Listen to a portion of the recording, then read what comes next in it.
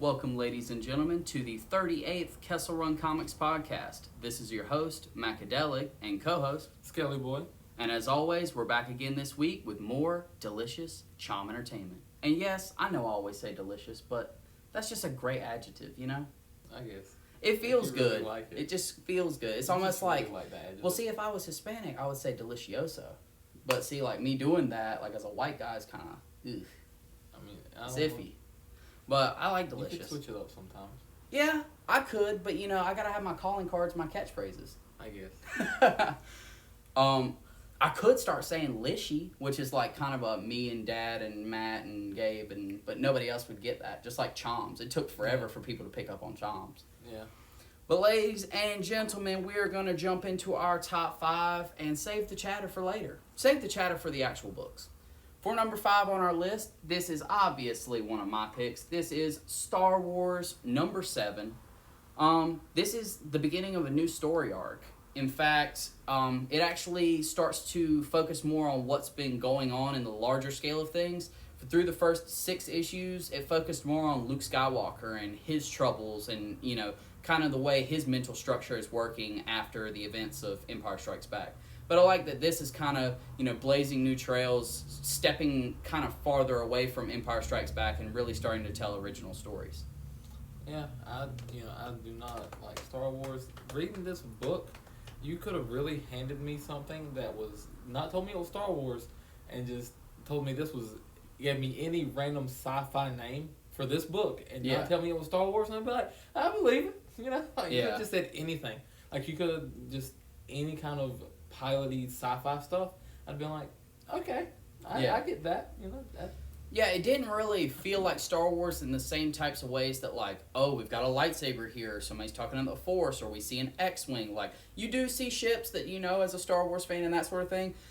But for one of the first times in recent memory that I can recall, this issue in particular focuses more on kind of like the regents and, you know, the higher ups, kind of the generals and the, you know, more the militant type deal. You know, you've got this beef you can see here on the front cover with Leia and the Imperial Commander Zara, and you kind of get like wouldn't you say a minor origin story out of this for Zara, because it kind of goes into the thing with Tarkin and taking her on as the protege. Yeah, you get her origin and how she got to like who she is. Right. Really, it's not an origin as in like her childhood. Where she came from. Family. Yeah. You know, that's the thing. So I mean, you could call it an origin. Did you like that? Did you like that Tarkin specifically, you know, gave her the exact same order that he gave her in that test to become the protege, but this time she failed. The second time she failed. Yeah, I feel like that was. I like the attention to detail because I feel like Imperials are like that. You know, it's very clean cut. Is this way or no way? It was very Tarkin-y. Yeah. You know, so I was like, okay, I kind of seen that one coming. I agree. Well, what would you rate this one? It's the beginning of a new story arc, so this could go anywhere, but I really don't like it. Yeah, it was slow. I'm giving it a 1.5. Whoa, I don't even like it as a sci-fi book. I won't hit it with a 1.5, but I will hit it just like 2.5, right in the middle. Because as a diehard Star Wars fan, I don't think I can really let stuff go into what I would consider like the negatives. If I wanted Star Wars without Jedis and lightsabers, I'd watch Star Trek. Pretty much, yeah. Like, so I mean, that's how I feel about it. Also, if you're more into like exploration rather than adventure. That's how I've always described like Star Trek versus Star Wars to people. It's like Star Wars is very much more about like adventure and fantasy and just kind of like, you know, the magic behind things. While Star Trek is more about like science and exploration and discovery and that sort of thing. Yeah, I feel that. Well, so with your 1.5 and my 2.5, this together sits at, that's a 4, right? Yeah, that's a 4 out of 10. Yeah. Well, that probably will work out as being our number 5 on the list. For number 4 on the list this week, we have the conclusion of the Joker War. This is Batman issue 100. Let me work this on there. There we go. Like I said, this is the conclusion of the Joker War, and quite a conclusion it was. Yeah, it was an interesting 3 books. Yeah, There's 3 books in one. It really is. But each one of them was interesting. Told a really neat story. I didn't really like some of them. Right. You know, like I really didn't like the clown killer. Did not Clown like Hunter. Clown Hunter. I did not like his ending. I did not thought like you were that. gonna say just the story altogether. I was like, I love that we're finally getting little pieces. Like we find out his real name. I didn't like the story too much either. Yeah. I feel like with that, I don't think Batman should have been the one to do it. So who better though? Like You know who's better? Red Hood? Because think about Whoa. it. He's the only other vigilante out killing people. Right. You know? Yeah, I got you. In my opinion, that would have been such a better Red Hood move. You Right. know? I mean, they could even get their own little like side thing. You know? Whoa, Red Hood and Clown Hunter? Yeah, that could be Red That would be Hood's super apprentice. cool. Oh my That's Jacob. Red Hood's Robin. You know, like Why couldn't Tinian be listening to our podcast right now? that Like, would have been such a better play. That's what I was hoping for. That's really what I was hoping for. well, you didn't say any of this to me off air. Like, Well, yeah, gotta keep the heat for the podcast. jeez, that in itself has got me like shook, dude. That really would be perfect. I feel like James Tinian missed the boat on that. Yeah, he might incite it later. I would love that. Red I mean, Hood could always come visit him later yeah, because he has access to the same stuff Batman does. He knows who he is. right. Or since Batman went and talked to him, and it didn't seem like he really got through to Clown Hunter, Batman could kind of be like, you know, Jason, I know we got a rocky past, and you know, you might not always like me, but like, I kind of need your help to get this kid like on the right path. Like, you have to admit, you know, some of the decisions that you made early on in your Red Hood career weren't the best decisions, and we want to keep this kid from making those same ones, right? Yeah, And then like Red Hood goes and visits, and like that could be a huge character growth for Red Hood. You know, him having to step it really into would. the father-like Yeah. figure. I think Like, it would just age him be a little amazing. bit. Like he would be more mature mentally, and I think about his actions long term. Yeah, if he that would happened. be Red Hood, but with like thinking like Nightwing. Oh my god, It would be amazing. That parable It would is be amazing. amazing too. I love that. But- and they just yeet. Oh, there's That's why so it was much to just a talk. letdown. Right, with what Jacob said about this book, it really does feel like three stories because you get your regular Batman ending, you kind of get like a punchline ending, and you almost get like a Joker ending. Wouldn't you say? Yeah. Like the Batman ending, it kind of is the Clown Hunter one, Yeah. and then because it says continued in 101, and then the punchline continues in punchline number 1, and then the Joker one continued, I'm pretty sure, in the next issue as well. I think. I think so. Either that or it's a one-shot or something like that. I think it is a one shot. Either way, all of these characters, this whole storyline, it's not over. That Yeah, one gave a date. yeah. And the Like, other ones didn't. I Yeah, think it's a I think one shot. I think it's like November 11th or something Yeah. like that. But all in all, what would you throw your rating on this one? This one's a solid 3. Okay. Even with that. For me, this one's a 3.5, only because I really enjoyed Punchline Story. I very much enjoyed Joker's story, and I had absolutely no problems with the Clown Hunter story, other than I felt like Bruce Wayne was trying to be too much like Dad. And That's I why think, I feel like Red Hood just would have been better. and I think Bruce another, Wayne wasn't the character Batman wasn't the character to do that. right, yeah, I think that they could have. I agree with you completely. Red Hood would have been a better, intervention. Or Batgirl. Yeah. Or, halfway through that story, whenever Clown Hunter said, like, her, and pointed at the poster on his wall, if Yeah. Batman had just dipped, if it had been like 1 week later or whatever, and he had returned, but with her, then that might have helped him out. Plus, that would have been some comedic relief, That would have been kind of funny. Yeah, that would have been funny. So, What? Do you know her? And then just like the invisible ship uncloaks yeah, outside the window. that would be wild. Like, she's just kind of sitting in midair. Yeah. I would like that.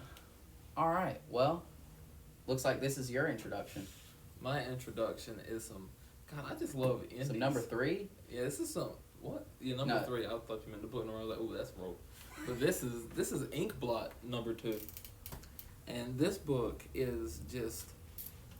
It's fantastic so far. If you love fantasy, then this is just a great book. And one thing that I love the character development so far in this book. I do too. And one thing I really love is how characters are portrayed. And I was really noticing this in a lot of indie books, since we do have a lot more indies. We do. Yeah. Oh wait, that's DC. Yeah, that's DC. So it's about equal. I was about to say, we've got 2, 2, and 1 this week. Yeah. And Marvel's the 1. But I've been noticing a lot with indies Or no, that they starting to they portray their characters with more diversity. Yeah. A lot more of the time. Like I noticed that there's been a lot more like females with short hair and stuff. In the indie side. Yeah. And stuff like that. And I don't know. I just thought that was like interesting. Something of note. Because a lot of them that are focusing on more modern times do it. Right. But this book is medieval or fantasy. Right. And it's still doing it. I just thought that was interesting. Yeah. You know? To see like a female elf with a buzz cut. Yeah, it was just off the wall. I had to keep flipping back and making sure like some pronouns were right. Yeah, it was kind of crazy. Not only are you pointing out that one of the female elves had a completely shaved head, or just buzzed, like super low, but all the boys in that one scene where, you get your main female character elf, like she's got all her brothers, like sleeping in bunk beds around her. And the 4 of those guys all have long hair. Like, they all have what would be considered more female or more feminine, because it was at least shoulder length or longer. Yeah. And that's just, I don't know. I wonder if that is just because her mom's going to be more important later on. If it's like the anime thing of like the character has green hair. Yeah. Or if it's just, if that's something about her, just recollecting of her mom. Right. I will say another thing about this book that I specifically wanted to touch on was at the end of issue 1, I kind of felt like I knew where it was going to go, in the sense of, I was like, all right, the cat is the main character, even though we've got, a female main character, like a human, a sorceress even. But the cat is the main character. The cat's on both covers, the cat is who we're following for most of the story. And it proved in this one because that character from number 1 isn't even in this, but for like the first 2 pages. Yeah. And then after that, it's a brand new character. Yeah. And so the fact that I thought that it was going to be the cat and the original girl from issue 1, and they were basically, she was just going to try and look after the cat, but the cat was just going to be a mischief maker and jump through portals, and every issue was going to be, a couple adventures or an adventure or something like that. And it was just going to keep going like that and just be a really cool series where the cat's basically interdimensional jumping. But with it being like this, and just the very next issue, switching 180, I didn't even see this coming, introducing completely, like, a whole village of characters, pretty much, 2 of which it focused on primarily, the mom and daughter. But I just thought it was wild how we got a 100%, like, switch of scenery. Yeah, well, like you said, in the first book, the main character was a sorceress. Right. Now, they introduce the people that don't like the sorceresses. Yeah. And I like how it's all in the same universe, but it's just this cat going around causing little mischiefs. Yeah.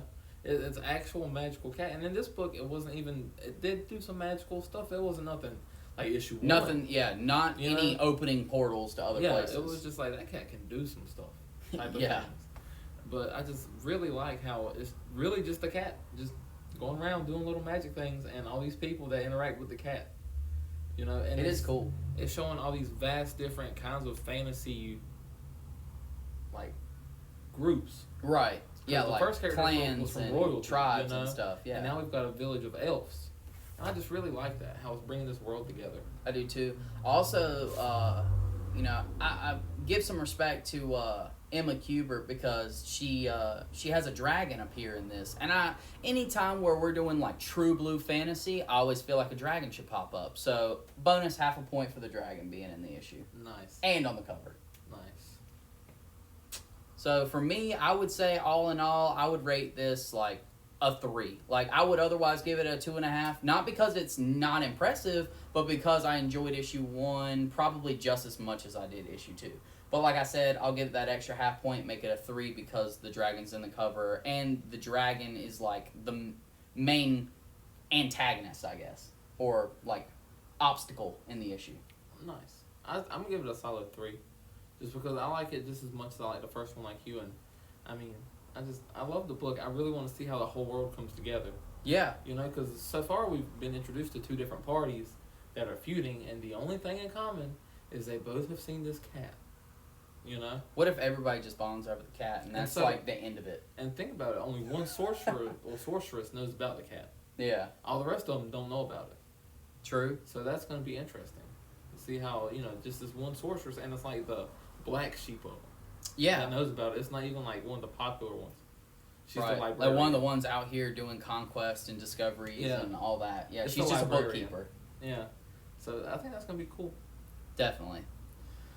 All right, ladies and gentlemen, I have a killer number 2. This number 2 is actually a number 4. This is Firepower number 4 by Robert Kirkman. This book was really cool. It started out kind of slow, but by the end of the issue, it picks up, and it's actually really exciting, and it makes me ready for issue 5. I'm not going to really expound too much on what happens in the issue because, honestly, the stuff that happened in this issue relates very much to the first 3 issues, and if you're not reading, you're not going to get what we're saying. Yeah, I feel that everything in this issue was a follow-up. Mm-hmm. There wasn't nothing really new introduced, just a lot of stuff was built upon. Right. We got to dive into some past relationships that have been spoke about. Which was interesting. I like that. Got to see some recurring characters. And it was just a really nice... And it continued with the same... We were talking about earlier how it's interesting to see like a modern household dynamic. Mm-hmm. And we even got to see that continue, And like how they deal with very real-world problems. Yeah, anybody could ever call me out on this, but I am a serious sucker for quality subplot. Like, plot is always going to be there. Like, you can't tell a story without a main idea. Yeah. But subplots don't always have to be there. And oftentimes, people don't focus on subplots as much as they do the main idea and what they're trying to tell in the story. But like we were talking about last night, about, whether it would be good or not to introduce... the Natalie Portman, why is her name? The Jane actual Foster? character. Yeah, Jane Foster.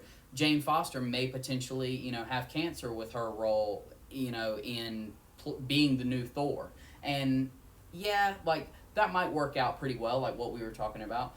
But I like when you spend time on subplots. Like, Robert Kirkman didn't have to tell any of this story of, Owen's past love and how that affects his current marriage and his relationship with his kids. And I love that also you see just little things. Like, this is a C subplot. It's like he's teaching his kids actually want to learn karate now. And they are like, martial arts. And they are putting time in. I think that's why I don't like The Walking Dead now that you think about it. Well, now that you point out that Robert Kirkman is writing this and it's got really good subplot. I think my whole issue with The Walking Dead, at least the TV show, I've never read the comics, right, is that there's too much other stuff going on besides like the main focus. I don't want to watch 6 different things progress in one episode. Yeah. It's just too hairy. Yeah, and I feel like that's my issue because I feel like there's not enough of one thing just happening. I got you. The more subplot, the more setup you have for it, and that takes time. Right, definitely. I feel like that's my issue. That's the reason why I don't have an issue with it here. I do agree wholeheartedly about what you said about Walking Dead. Watching the TV show, there was just a whole lot going on. And I was like, whoa, okay, this person did this to this person is on their deathbed and blah, blah, blah. And it's just, I get what you're saying, but this, I feel like is better done. He might have spent more time working on this subplot. Yeah. And like this subplot is kind of like campy compared to this type of stuff you're talking about in Walking Dead. Like this is family affair compared to life or death situations. That's one thing I was going to point out is that in a family scenario, subplot is a lot easier to generate. Because anything can be subplot in a family scenario. Very correct. Just that minor little anything can turn into subplot. Yeah, getting suspended. Yeah, subplot, But it was good. The whole book is good, and I'm a sucker. Like you said, you were a sucker for subplot. I'm a real sucker for slice of life. Okay. Like when I was in the anime, that was one thing that my friends would always like pitch to me if they found a good slice of life anime. They were like, Jacob, this is for you. This is something for you. It's slice of life plus. And I was like, that's perfect. Whoa, plus. I love a nice solid slice of life plot going on, and then just bam, something extra happens. And that's what this is. Yeah. This is subplot plus. I mean, this is a slice of life plus, Definitely. I really like it. As we said at the very beginning of this pick, this was pretty much just kind of the meat and potatoes of what we imagine is going to be either the first 5 issues or the first 6 issues making up that first arc. They're really left in a pickle at the end of this issue, both Owen and his wife Kelly. So we'll be tuning in to wait a month from now for Firepower number 5. Yeah. And I get to introduce number 1. Yes, you do. And oh my god, this was such a good. This was a Jacob pick, by the way. This was a me pick, and we got American Vampire 1976, and we had never read anything American Vampire on the podcast, and I haven't read any prior, and you haven't read any prior either. But this book was phenomenal to me. Just I've never. It's the kind of book that grabs you, and it was just easy to read because it had my attention so heavily. You know, everything was just one page after another. There was plenty of dialogue, and, you know, they were explaining everything, but there was always something going on. Right. You know, every character was always in some action. And I just love it. You get to follow 2 characters, maybe even, would you count Agent Poole as a character that's followed? Or would you count the... No, because he only really got 2 pages, and we don't even know how he kind of ties in other than the fact that he works for VMS. Yeah. Would you count... I would count the chick who drops into his thing, because they're about to work together. Okay. You would count her. What about Calvin, the technician guy? No. You wouldn't count him either? Really? Neither one of them? No. Wow. Okay. Yeah. Just throw my boy under Not yet. Not yet. Okay. They literally got 2 pages. But you know they're important. Oh yeah, that because they were talking about VMS, and it looks like they're gonna be the antagonist to who we're supposed to see as the protagonist in Skinner Sweet. You know what I mean? See, I like that you point that out, because I love how this book has a very Quentin Tarantino plot to it. Whoa! The bad guys the are honor. the good guys. You know? Yeah. This book is following Skinner Sweet, who is the bad guy. You know, he's the ex-vampire, wants to be immortal, will do anything for it. You know, and he's a bad guy. They're literally about to commit a crime. Yeah. A national crime. You know, national treasure, Nicolas Cage action. Yeah, really. And he's the good guy in this book, you know? And I just love that. That's something that I don't think we get enough of. Do you think that is to credit Scott Snyder? Yeah, definitely. I picked this book up just because it was Scott Snyder. Really? Yeah, I was going to say, you pointed out the artist of the writer for the last book. I was going to point out Scott Snyder on this one. Only reason I picked this up. For real, I walked by, didn't even care about American Vampire. I saw Snyder in big black letters, and I was like, that's my pick. That's a pick. Didn't even know the title. I was like, that's it, Snyder, whatever he dropped. I will say, like, Snyder is basically like, you know, DC Tinian. Like, he's the man. Like, even though Tinian works for, you know, kind of everybody in mostly DC right now. Yeah. I love Snyder. Love this book. So many characters. Each one of them interesting. I just love the era it's in. Everyone's got sideburns. Yeah, it's literally perfect kind of 70s grunge. Like, it's just everything just thrown together. Perfect. It's a little grimy. Yes, just the right amount yes, of grimy. just the right amount. Just, it really isn't overdone. Yeah, I love it. That's, you know, it's not as grimy as Gotham. Yeah, but this is grimy as you would realistically expect the city to be. Yeah, and especially vampires. Yeah, well, it's New York. Yeah.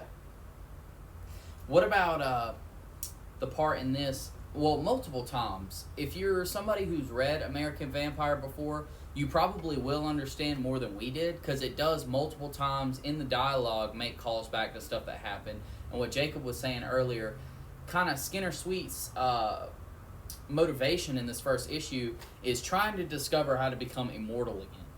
Yeah, that's the whole... And we don't even know how he lost his immortality. Yeah, I would love to know how he lost it. Yeah, so if you're somebody who's read about Skinner Sweet or American Vampire before, more than likely you're going to fit, you know, like Cinderella's shoe into this book. Like, it's a perfect fit. And even without it fit, yeah, I was about to say, both of us, like we fine. said at the beginning of this, no prior American Vampire readings. They bring it up enough to where it makes you wonder, but not enough to make you lost. Right. You know, exactly. It brings it up just enough to where you might Google it and read a synopsis to find out what happened. But not enough to where you're like, what are they talking about? Right. And I feel like that's a problem a lot of people have with certain fandoms. You know, like Star Wars, for instance. Yeah. You know, I feel like a lot of stuff in Star Wars you have to know. It's probably magic. It might be. I mean, magic, I feel like, is one of those things that isn't bound by too much else. Like, magic has its own rules, but other than that, magic doesn't really follow rules. See, but magic isn't really in a lot of vampire stuff, to be honest. You would think it is, but But a lot of modern vampire isn't really magical. Right. It's just like a curse. You know, if there is any kind of magic, it's just like hoodoo voodoo magic. You know, there's no real magic. Yeah. Like a witch cursed him or something like that. Right. But I don't know. Skinner's the kind of person where he done someone wrong. Yeah. And they took it from him. That seems about right. Snatched from him, you know. And that's something that now we've sat here and talked more about Skinner Sweet and American Vampire 1976. That when that goes off and that goes off, I'm looking it up. Like I'm gonna find out how he got his immortality snatched. I don't want to Google. I want to. Well, I just know that unless it tells it in this 6-part series, I won't know because like I won't dive into the old stuff. Yeah. I've got way too new to read, you know. I'll just watch a YouTube video on it. Do the mathy way out of it. I was about to say, see, I might would be willing to do that. Let's watch a YouTube video all about American Vampire. Yeah. Well, what rating would you give this book? This is a 4.5. Whoa! I love American Vampire. American Vampire definitely has a new fan. I'd give this a 3.5. So together, our combined strength is an 8. Nice. That's definitely number 1. Yeah. That book was phenomenal. I'd recommend that to anybody, especially if you like last podcast where I said if you like cryptids. Wasn't that last podcast? Where we had a book on there about cryptids. What are cryptids? Like monsters and stuff. It was the Department of Truth. Oh, yeah. Yeah. If you like that kind of stuff, which I've always really liked cryptids, and like cryptids are anything like Loch Ness Monster, Chupacabra, just like any. I was gonna say Sabretooth, but I meant Bigfoot. Yeah, Bigfoot, or like anything like vampires and stuff like that fit into it too. Right, werewolves. Because they're just monsters. You know, any monster counts as a cryptid. Okay. And just like that whole realm of realistic cryptids is just fantastic to me. I love it. There used to be a cartoon about it on Cartoon Network. Mm-hmm. Cannot remember the name of it. And it was about a family that that's what they did, was they hunted cryptids. And the son had a like staff with a little claw on it. It was a like tridactyl claw. I know what you're talking about. Yeah. No one ever remembers the name of it. You said it's called it was on Cartoon Network. It was on Cartoon Network. If anyone watches this and remembers, slide in my DMs. I need to watch it. Because I cannot remember. Bro, you got me shook about that. I know what you're talking about, but I can't think of it. Like his best friend was Bigfoot or whatever. Yeah. Yeah, his mom had red and black hair. Dad had black hair. I can perfectly describe every member of the family. He had a sister. They stayed in a cool base. Do not remember the name of the show. No idea. Sounds like Danny Phantom. It's not. But that would be epic. Danny Phantom was like TV show of the century.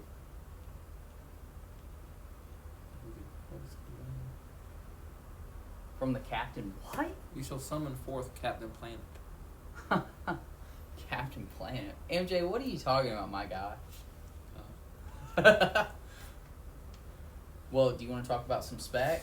That One Piece? I don't think any of my spec was really that interesting. What about my One Piece? That's what I was going to say. If you want to talk about your piece, go ahead and talk about it. Well, ladies and gentlemen, check this out. So, for our one piece of spec, I just looked up comic book speculation and hit the news tab. The very first thing, 3 hours ago, reported by comicbooknews.net or comicbooknewsnet or something like that, they had an article about Benedict Cumberbatch, the actor who plays Doctor Strange, announcing that he has been cast to appear in the third MCU Tom Holland Spider-Man movie.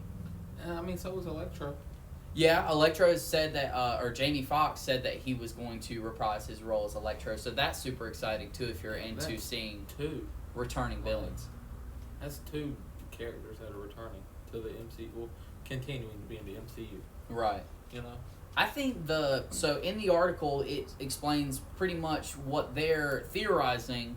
Potentially, Spider-Man's looking for a new mentor, and since, you know, Tony had to do what he had to do at the end of Endgame, and he's no longer with us, Spidey still needs someone to look up to, still needs someone to learn the ropes from. So maybe he's looking at Doctor Strange. I don't know exactly why.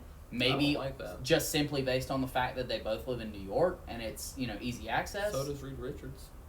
Yeah, and I would much rather have Reed Richards, but we don't have a Fantastic Four to go to. Well, that's why they should introduce it, because Spider-Man, Fantastic Four, the whole thing. So you think it would be better if they did the next Spider-Man movie, but instead of putting Doctor Strange in, they put the Fantastic Four in, and just let that be like, you know, let Fantastic Four get a total of 15 minutes of screen time. They could have a whole movie.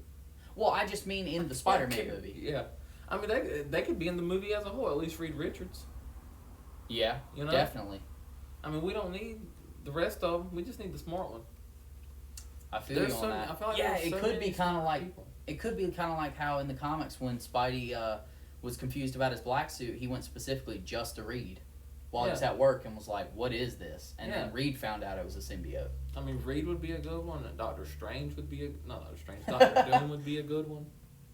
Doctor Doom, like, would be Ant-Man would be a good choice.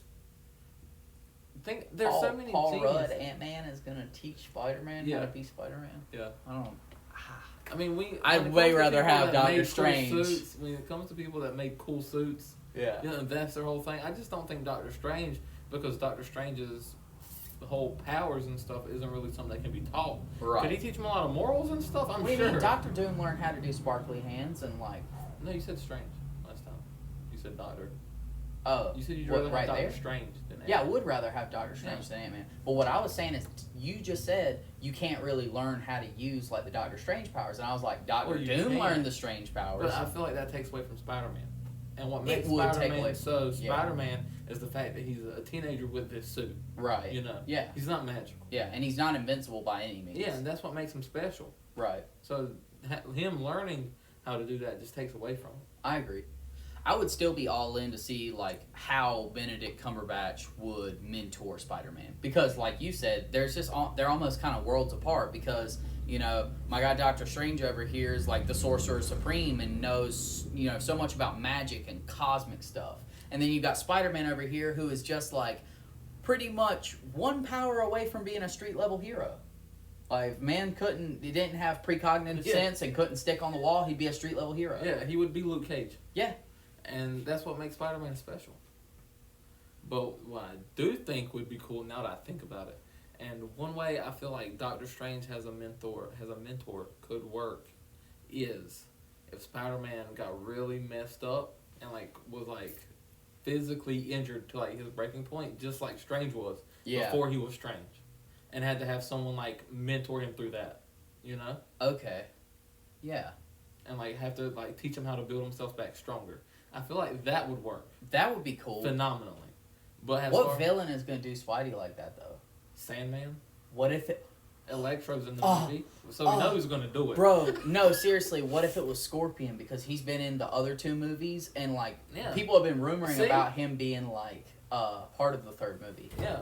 So I think definitely you could get Scorpion. That's a villain that could easily do that to him. Matt Gargan could be like...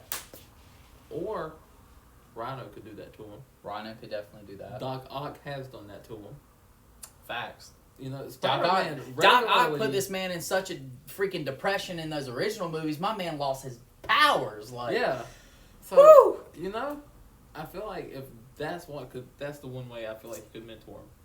I like so. I think, like you said, he got so depressed in some of the previous ones, he lost his powers. So maybe they're going to show that side of Spider-Man again. I would like that. A renewed, broken Spider-Man. I also think it's kind of interesting that I think Doctor Strange 2 in the Multiverse of Madness is supposed to come out a few months or maybe a year before this third Spider-Man movie. So I wonder how that movie will affect what happens in the Spider-Man movie. Because they were talking about, as we were talking about earlier with Brian and stuff, that that movie is supposed to be rated R. And that movie is, like, gonna be as close as you can get to a horror MCU movie. Probably before they do Blade.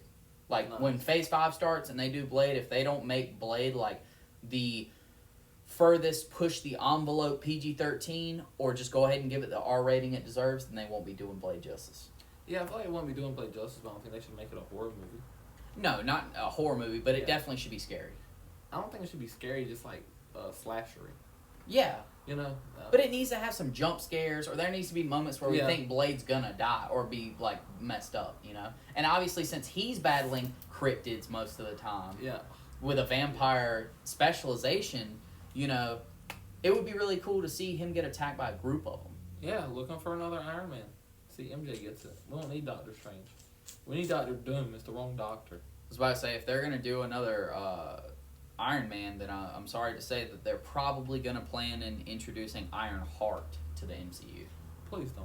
I wouldn't doubt that's that's the next Iron character you're gonna get, unless Peter really does move in honor of his late mentor into the Iron Spider suit.